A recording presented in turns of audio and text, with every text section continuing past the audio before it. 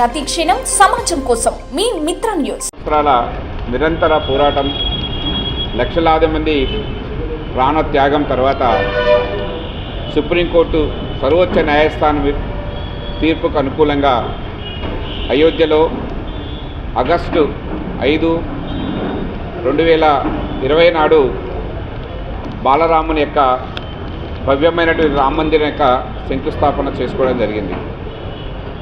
పూజనీయ స్వామీజీలు, రాష్ట్రీయ స్వయం సేవ సంఘ్ పరమ పూజనీయ సరసంఘచాలక మోహన్జీ భాగవత గారు, మన ప్రియతమ ప్రధాని నరేంద్ర మోడీ గారి యొక్క చేతుల మీదుగా శంకుస్థాపన చేసుకోవడం మనకందరికీ తెలిసిన విషయమే.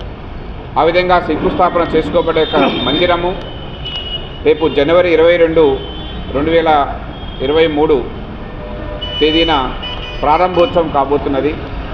ప్రపంచం మొత్తం కూడా హిందువులందరూ కూడా ఎదురు చూస్తున్నటువంటి యొక్క తరుణము 22వ తారీఖు రోజు మధ్యాహ్నం 12 గంటల తర్వాత అయోధ్యలో మొదటి అంతస్తులో ఇక బాలరాముని యొక్క విగ్రహాన్ని ప్రతిష్టా కార్యక్రమం చేసుకోబోతున్నటువంటి హిందూ సమాజంలో కొన్ని కార్యక్రమాలని శ్రీరామ మందిర తీర్థ ట్రస్ట్ యోజన చేయడం జరిగింది. దాంట్లో భాగంగానే అయోధ్యలో పూజించబడినటువంటి అక్షింతలు, అయోధ్యలో పూజించినటువంటి అక్షింతలు అయోధ్య నుంచి మన యొక్క తెలంగాణ ప్రాంతం రావడం జరిగింది. డిసెంబర్ 6వ తారీఖున మన జిల్లా కేంద్రానికి, హైదరాబాద్ నుంచి మన జిల్లా కేంద్రానికి రావడం జరిగింది. అదేవిధంగా 17వ తారీఖున దాదాపు మన జిల్లా పాలమూరు జిల్లా, అంటే నారాయణపేట రెవెన్యూ జిల్లా, పాలమూరు జిల్లా, షాద్నగర్లో కొంత పాటు కలిపి సంఘ దృష్ట్యా, విశ్వ పరిషత్ దృష్ట్యా పాలమూరు జిల్లాగా పిలుస్తాం మనం.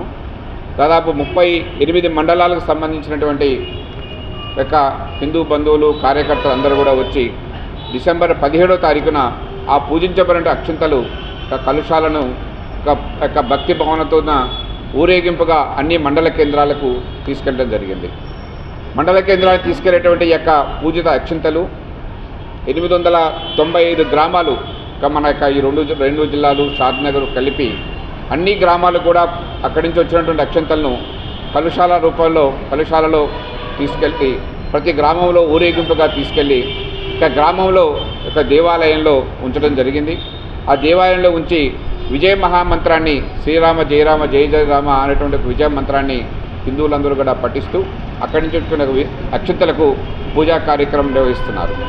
1వ తేదీ నుంచి 15వ తేదీ వరకు ఆ గ్రామంలో ఉండేటువంటి దేవాలయ కమిటీలు, హిందూ బంధువులు అందరూ కూడా, మహిళలు అందరూ కూడా కలిసి ఊరేగింపుగా ఒక భక్తి భావనతోన భజన చేసుకుంటూ ప్రతి ఇంటికి వెళ్ళి అక్కడి నుంచి వచ్చిన అక్షింతలు, శ్రీరామ మందిరం అయోధ్య నుంచి పూజతో వచ్చినటువంటి అక్షింతలు ప్రతి ఇంటికి వెళ్ళి అక్షింతల యొక్క వితరణ కార్యక్రమం, అక్షింతల యొక్క ఇచ్చే కార్యక్రమం మొదలవుతున్నది. 22వ తారీఖు నాడు జనవరి యొక్క గ్రామాలలో ఎక్కడైతే దేవాలయ ఆధారంగా గ్రామంలో ఉన్న హిందువులందరూ కూడా ఒక పండగ వాతావరణము, ఒక రకంగా కొంతమంది, చాలామంది వాళ్ళ జీవితాల్లో రామ మందిరాన్ని మేము చూస్తామా లేదా మా కళ్ళతో అనేటువంటి ఎదురు చూస్తున్నటువంటి కొంతమంది అయితే, కొంతమంది ఏమో ఆ యొక్క రాముని దర్శనం చేసుకొని యొక్క పుణ్యకార్యాన్ని కళ్ళతో చూడాలని తపన పడ్డాడు కొంత సమాజం అందరూ కూడా 22 జనవరి నాడు ఆ యొక్క గ్రామాలలో ఉన్నటువంటి దేవాలయాల్లో అందరూ కూడా అక్కడికి వచ్చి అక్కడ ఒక పెద్ద టీవీ కానీ లేకపోతే ఒక స్క్రీన్ కానీ ఏర్పాటు చేసుకొని అయోధ్యలో జరుగుతున్నటువంటి ప్రతిష్టా కార్యక్రమాన్ని పరోక్షంగా, ప్రత్యక్షంగా అయోధ్యలో వెళ్ళలేకున్నా కానీ పరోక్షంగా అయోధ్యలో జరిగేటువంటి యొక్క ప్రతిష్టా కార్యక్రమాల్లో మేము పాలుపంచుకుంటున్నాము అనేటువంటి భావనతోన అందరూ కూడా దేవాలయ ప్రాంగణంలో టీవీలలో, స్క్రీన్లలో అందరూ కూడా కార్యక్రమాన్ని చూడాలి. అదేవిధంగా కార్యక్రమం ముందు భజనలు, కీర్తనలు, హనుమాన్ చాలీసా, విజయ మహామంత్రము పఠించాలి.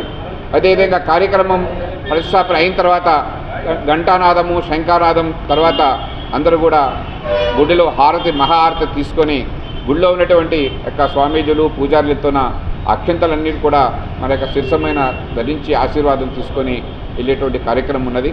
అదేవిధంగా ఆ రోజు సాయంత్రం 22వ సాయంత్రం అందరూ కూడా ప్రతి ఇంట్లో ఒక రకంగా, మన ఇంట్లో శుభకార్యం అయితే, మన ఊర్లో ఒక దేవాలయంలో దేవుడి యొక్క ప్రతిష్ట జరిగితే, మన ఊర్లో ఒక కొత్త దేవాలయం కడితే ఏ విధంగా అయితే మన ఇంట్లలో హిందువుల గృహాలలో అందరం కూడా ఇల్లు శుభ్రం పరుచుకొని ఆ రోజు సాయంత్రం 5 దీపాలు మన ఇంటి ముందు ముగ్గేసి 5 దీపాలు వెలిగించాల్సిందిగా సమస్త హిందూ సమాజాన్ని కోరటం జరుగుతుంది శ్రీరామ మందిర తీర్థ స్టేట్ పాలమూరు జిల్లా నుంచి. అదేగా ఈ జిల్లా మొత్తం సంబంధించి నేను సంయోజకగా ఈ యొక్క కార్యక్రమాన్ని ఈ అక్షింతల వితరణ కార్యక్రమం మిగిలిన ఈ యొక్క కార్యక్రమాలను చూస్తున్నాను. నాతో పాటుగా జిల్లా సహ సంయోజకులుగా విశ్వ పరిషత్ సంబంధించి రాచయ్య గారు, లక్ష్మీనారాయణ నలిగేష్ లక్ష్మీనారాయణ సహ సంయోజకగా, తర్వాత రామచంద్ర గారు ఏబీవీపీ వారు సహ సంయోజకగా, తర్వాత కుర్మయ్య గారు రాష్ట్రీయ స్వయం సేవక సంఘ్ జిల్లా కార్యదర్శి వారు సంయోజకగా, ప్రభాకర్ గారు నారాయణపేటలో ఉంటారు వారు కూడా సంయోజకగా, తర్వాత కాచాల జనార్దన్ గారు, తర్వాత హనుమంత్ గారు ఇక పాలమూరు టౌన్లో ఉంటారు వారు కూడా సహ సంయోజకగా ఉంటారు. అదేవిధంగా సింధూజా గారు దుర్గావాహిని ప్రాంత సహ సంయోజక వారు కూడా ఈ యొక్క కమిటీలో ఉంటారు. అదేవిధంగా బలరాం గారు ఎస్సీ పరిరక్షణ సమితి యొక్క కార్యదర్శి వారు కూడా కమిటీలు ఉంటారు. అంటే ప్రతి మండలం నుంచి 2-3 సంయోజకులకు సహ సంయోజకులుగా ఈ యొక్క జిల్లా కమిటీలో తీసుకోవడం జరిగింది.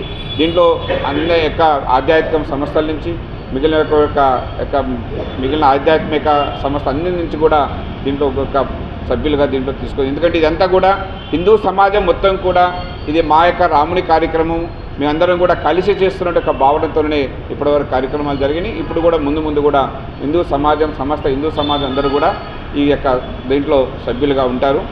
ఈ యొక్క పాలమూరు నగరానికి సంబంధించి ఈ నగరానికి సంబంధించిన కార్యక్రమము నగరానికి సంబంధించింది కూడా మాననీయ మద్ది ఆదిరెడ్డి గారు ఈ యొక్క నగర సంచాలన సమితి అధ్యక్షులుగా వారు ఉంటారు.